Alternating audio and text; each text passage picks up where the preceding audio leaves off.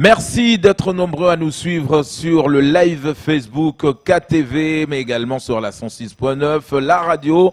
Tout de suite, notre second temps de parole s'adresse aujourd'hui à notre invitée depuis Paris, Lamia Essemlali, la présidente de cette association, Sea Shepherd. Alors, madame, bonjour et merci d'avoir répondu à notre invitation. Bonjour, avec plaisir. Alors, Lamia, on aimerait comprendre parce que c'est vrai que enfin, tout le monde a été finalement quelque part interpellé par cette opération draconienne, on va le dire comme ça, pour continuer en tout cas à lutter contre le braconnage à Mayotte. Et vous avez sorti quelque part pour cette fois-ci un joker avec des récompenses. Expliquez-nous d'où est venue l'idée. C'est quelque chose qu'on a déjà fait en métropole pour des braconniers de phoques, mais aussi dans d'autres pays, aux États-Unis, en Nouvelle-Zélande. Ça surprend en général au départ, mais en tout cas ça a marché à plusieurs reprises. L'objectif c'est de délier les langues, c'est de motiver les gens qui ont des informations à parler pour enfin arrêter ce braconnage qui est en train de complètement détruire les tortues à Mayotte. Alors, vous l'avez dit, donc ça a marché sur le territoire national. À Mayotte, c'est vrai que vous n'êtes pas 365 jours sur 365 sur le terrain ici, mais vous venez de temps en temps et vous avez constaté que c'est un peu difficile parce que pourquoi? C'est le silence de ceux qui constatent et qui voient et qui n'osent pas trop en parler? Alors nous, on vient quand même 4 mois par an, de juillet à octobre. L'objectif, c'est de pouvoir venir plus longtemps, éventuellement toute l'année. Ce qu'on a constaté sur place, c'est que effectivement, il y a une impunité qui règne autour du braconnage. Les autorités prennent pas du tout le sujet au sérieux. Et puis il y a des gens effectivement qui savent, hein, beaucoup de gens savent. C'est un secret de polichinelle, hein, le marché noir de tortues à Mayotte. Et peu de gens parlent. Donc c'est important de faire de la sensibilisation pour que les gens, ceux qui se livrent à ces actions, qui consomment la chair de tortue, comprennent pourquoi c'est grave. Et puis il faut aussi faire de la répression, il faut que les sanctions soient exemplaires, qu'elles soient dissuasives. Et il faut aussi, pourquoi pas, utiliser la carotte pour intéresser les témoins à aller témoigner. Oui, parce que vous pensez vraiment qu'il faut passer par payer les gens pour qu'ils dénoncent? Ça a fait ses preuves. Disons que on est quand même dans des sociétés où l'argent est important. C'est une motivation, j'ai envie de dire malheureusement, qui peut fonctionner plus que le simple cas de conscience. Je pense que tout le monde n'approuve pas ce qui se passe, hein, avec les tortues, mais bon, de là à aller témoigner, il y a un grand pas qui n'a jamais été franchi jusqu'ici. À l'heure actuelle, on n'a jamais réussi à arrêter des commanditaires. Or, c'est les commanditaires qu'il faut réussir à faire tomber pour dissuader tous les autres. Donc, c'est pour ça que la récompense la plus élevée est pour les informations qui permettraient aux autorités d'arrêter les commanditaires. Et on sait, parce qu'on a des témoignages malheureusement de gens qui veulent pas forcément témoigner à visage découvert parce qu'ils risqueraient leur emploi ou des choses comme ça, mais on sait qu'il y a des gens très haut placés qui consomment de la viande de tortue. On voit bien que le conseil général est pas du tout sérieux sur la question, dans le sens où on voit que les gardiens, par exemple, qui sont censés protéger les tortues à Mayotte, parmi eux, il y a des anciens braconniers qui sont récidivistes parfois. Nous, quand on est sur place à Mayotte, on patrouille aussi sur la plage de Moya, qui pourtant est censée être protégée par des gardiens, et ça braconne à Moya, comme ça braconne ailleurs. Donc voilà, il y a un problème de casting sur les gens qui sont payés pour protéger les tortues. Et puis après, il y a aussi un problème de sanctions quand quelques braconniers sont arrêtés, ce qui est déjà très rare parce qu'il y a très peu de patrouilles. Nous, Sea Shepherd, avec les villageois de la SVM, on a fait de nombreuses patrouilles. On en fait sur Petite Terre et avec la SVM, on en fait sur Grande Terre. On en est à plus de 1000 patrouilles. Enfin, c'est plus que ce qui n'a jamais été fait. Donc c'est bien la preuve que c'est une question de volonté uniquement. Et on patrouille avec des gens, des Mahorais et des Comoriens, qui ont très peu de moyens. Donc ça n'est pas du tout une question de pauvreté, hein. Là, on n'est pas dans du braconnage de subsistance. C'est aussi ce qu'on essaye d'expliquer en métropole, parce qu'en métropole, les gens qui voient ça de loin peuvent se dire mais bon, c'est des gens qui meurent de faim, qui tuent les tortues. C'est absolument faux. Hein, la viande de tortue, elle se vend jusqu'à 60 € le kilo. C'est une viande de nantis. C'est pas du tout une viande de subsistance. Et la preuve en est qu'on a avec nous des locaux qui vivent à Mayotte depuis très longtemps, qui sont nés à Mayotte, qui ont très peu de moyens, qui patrouillent bénévolement avec nous la nuit, qui ramassent les déchets sur les plages avec nous au petit matin et qui pour certains n'ont même pas l'eau et l'électricité chez eux. Outre le fait de proposer des rançons, hein, en clair, des récompenses pour la dénonciation, qu'est-ce que selon vous il faudrait faire pour pouvoir tenter d'arrêter ces braconnages? Apparemment il y a des défaillances, que ça continue. Est-ce que vous avez une idée pour pouvoir arrêter cette situation? Bien sûr, en fait, la solution elle est multiple. C'est ce que je disais un peu tout à l'heure, c'est que il faut faire de la sensibilisation, c'est vrai. Donc expliquer aussi aux gens pourquoi les tortues sont extrêmement importantes pour le lagon de Mayotte, pour la survie du lagon et donc la survie de l'île. C'est une espèce qu'on appelle une espèce clé de voûte, donc qui permet à d'autres espèces de se maintenir. Si les tortues disparaissent, d'autres espèces vont disparaître. Sensibiliser les enfants et les plus grands. Mais la sensibilisation, c'est beaucoup trop lent, ça prend trop de temps. Les tortues, elles n'ont pas ce temps-là. C'est important de coupler la sensibilisation au contrôle. Donc il faut qu'il y ait plus de patrouilles sur les plages et aux sanctions. Donc il faut que quand des gens sont appréhendés avec de la viande de tortue, il faut que les sanctions soient exemplaires pour que ça ne se reproduise pas. Il faut en finir avec le sentiment d'impunité. Tout ça, c'est extrêmement important et pour que ça se fasse, il faut que l'État prenne le sujet au sérieux et il faut que les gens aussi se responsabilisent. Alors, Lamia Essamlali, juste une question. On le sait que vous êtes vraiment spécialisé dans l'anti-braconnage. Quand vous êtes à Mayotte, bien évidemment, vous travaillez avec d'autres associations, notamment l'association ASVM de Mtsamoudou. Mais c'est une association qui n'a pas... En fait, vous n'êtes pas des policiers, vous n'êtes pas des gendarmes. Vous l'avez dit, donc des fois aussi on a trouvé des bénévoles qui nous ont dit on a peur de ces braconniers parce que des fois ils peuvent nous agresser parce qu'on veut les empêcher. Alors qu'est-ce qu'il faudrait aujourd'hui? Est-ce que la solution ne viendrait pas de là, vu que vous n'êtes pas policier ou gendarme, de passer par des opérations ou de formations pour que vous soyez équipés pour aller dans le terrain, parce que des fois ça peut être dangereux? Alors, nous, quand on recrute nos bénévoles, on leur explique toujours, hein, parce que l'opération à Mayotte, c'est pas la seule opération qui soit dangereuse. On a des opérations qui sont encore plus dangereuses. Donc, pour les bénévoles de Sea Shepherd savent très bien où ils mettent les pieds quand ils viennent en mission avec nous.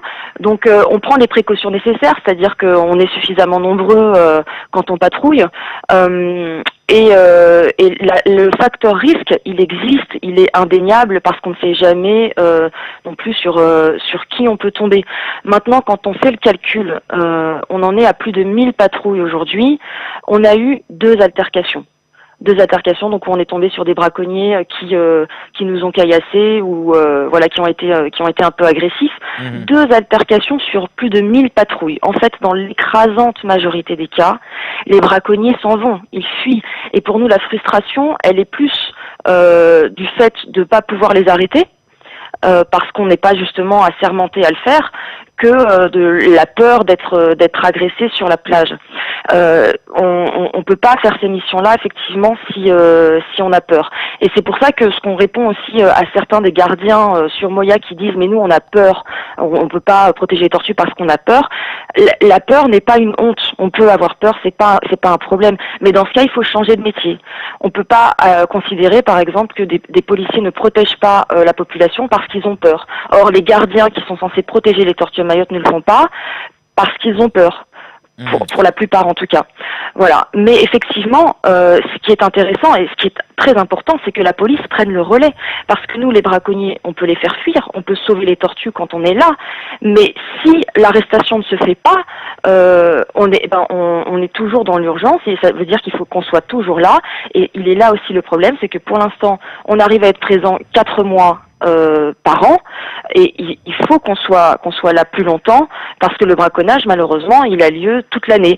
Et heureusement, les villageois de la SVM prennent aussi le relais quand on n'est pas là, autant que possible, pas suffisamment. Il faudrait qu'on puisse le faire encore plus, et c'est à ça qu'on est en train de travailler, les aider aussi à intensifier les patrouilles pour que à terme ils puissent prendre en main la protection de l'île, que les Mahorais prennent eux-mêmes en main la protection de l'île.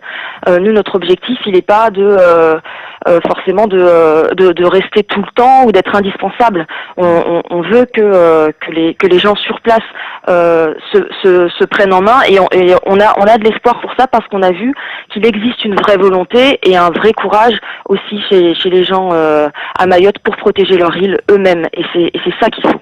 Sur vos sites internet, ça date du 26 avril 2020, vous avez titré Carnage à Mayotte pendant le confinement, le sang des tortues sur les mains de la préfecture, les mots sont forts.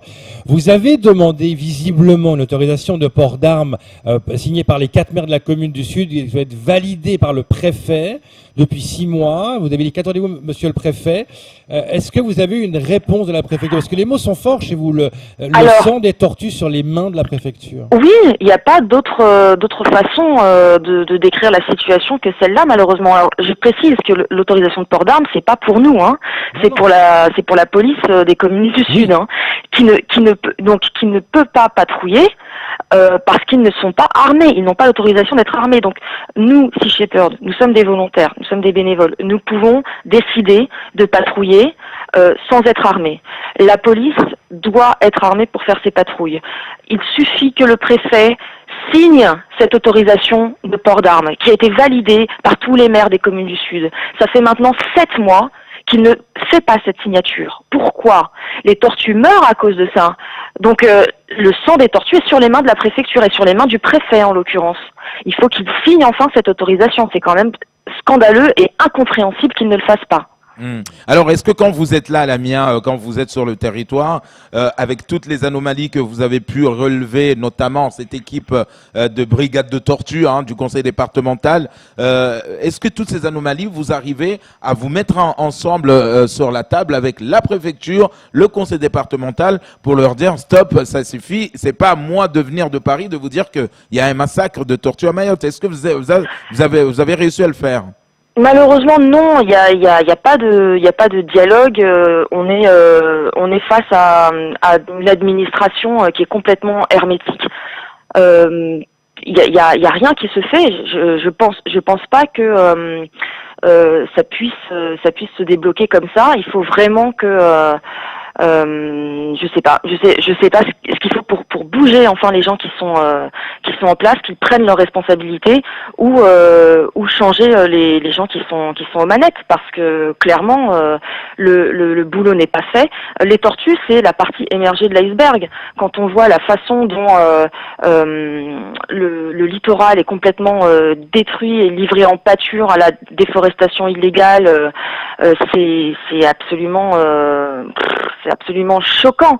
Enfin, en métropole, on n'imaginerait pas un tel carnage. Pourtant, il y a du braconnage en métropole, il y a de la destruction illégale, mais jamais à une telle ampleur. Là, c'est comme si Mayotte était complètement livrée en pâture. C'est absolument scandaleux. La France a une responsabilité dans la protection de cette île et de son capital naturel. Donc, et elle ne le fait pas du tout. Elle s'en fiche complètement. Donc aujourd'hui, Mayotte a la malédiction d'être en France, d'être française, dans le sens où elle attire énormément de gens. Du coup, il y a un problème de surpopulation qui fait que la nature est dévorée de toutes parts. Et en même temps, le fait d'être française ne la protège même pas. Donc, elle n'a que les inconvénients et aucun avantage. C'est quand même dramatique. Ouais. Et on se rend compte que ici en métropole, beaucoup de gens ne situent même pas Mayotte sur une carte.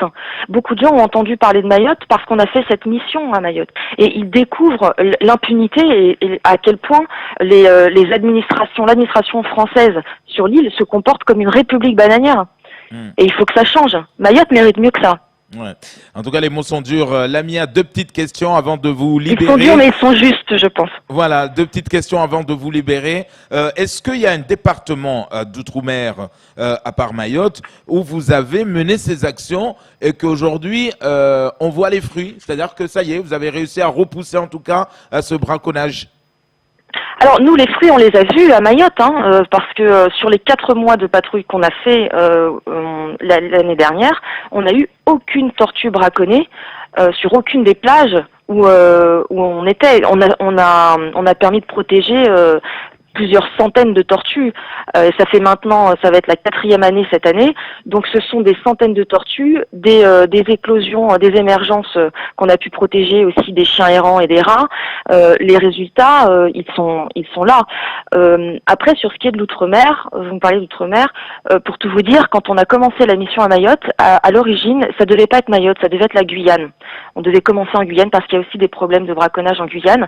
Et on s'est rendu compte qu'en fait, à Mayotte, le problème était encore plus grand qu'en Guyane et que l'urgence était encore plus grande. Et donc, on a décidé de faire passer Mayotte en premier et de venir à Mayotte, donc en 2017. Et on se focalise sur Mayotte parce que, pour l'instant, avant d'étendre à un autre département, on veut pouvoir faire les choses vraiment bien à Mayotte. Et pour nous faire les choses vraiment bien, c'est pouvoir faire plus que les 4 mois qu'on fait déjà. Alors, ma dernière question sera celle-là. Lamia, vous êtes une association même pas gouvernementale. Là, avec l'offre alléchante que vous proposez, avec ces récompenses, comment vous allez financer tout ça si aujourd'hui les gens commencent à sortir du silence et à dénoncer surtout des commanditaires? Comment vous allez pouvoir financer tout cela? Sea Shepherd est financé par les dons des particuliers, donc c'est monsieur et madame tout le monde qui font des dons. L'année dernière, on a donné une récompense de 10 000 euros à un témoin qui a permis d'arrêter un braconnier de phoques ici en métropole. Ouais. Voilà, ce sont nos sympathisants qui nous soutiennent. C'est très important pour nous justement d'être autonomes à ce niveau-là parce que ça nous donne une liberté de parole. C'est ce qui fait que je peux aujourd'hui vous dire que le sang des tortues est sur les mains de la préfecture. Nous ne sommes pas subventionnés, nous ne dépendons pas de l'État. L'État ne nous verse pas un centime, c'est monsieur et madame tout le monde qui nous financent. Même et le ça, c'est notre liberté de parole et d'action. Ministère de l'écologie ne vous soutient pas, Lamia? Ah non, le ministère de l'écologie ne nous donne pas un centime. On ne touche aucune subvention de l'État et c'est ce qui nous permet d'être complètement libres. C'est ce qui nous permet de dire ce qu'on veut et de nous attaquer aux problématiques qu'on estime justes. Quand on est subventionné, forcément, on y réfléchit à 2 fois parce que si on froisse au niveau de l'administration, on sait qu'on va essayer de nous couper le robinet. D'ailleurs, quand on a fait cette récompense pour les phoques, tout de suite, on a vu des politiques se demander mais comment est financé Sea Shepherd pour nous faire taire. Et ils se sont rendus compte que on n'est pas subventionné, donc ils n'ont pas de robinet à couper. Donc voilà, ça c'est notre liberté et ça n'a pas de prix. Et c'est grâce au soutien des citoyens qui croient en nous et qui ont envie de nous soutenir. En tout cas, Lamia Essemlali, courage et bravo de tout ce que vous faites. On espère en tout cas que vos alertes, vos appels seront entendus. Merci à vous. Beaucoup. On rappelle que vous êtes la présidente de Sea Shepherd. Merci d'avoir accepté, on sait qu'il est très tôt là-bas du côté de la métropole, d'avoir accepté notre invitation. Merci à vous. Je vous en prie, merci pour les tortues. Voilà. Eh ben voilà, donc ça a été très clair, les mots ont été justes, comme elle l'a dit. Ça sera tout pour ce second temps de parole.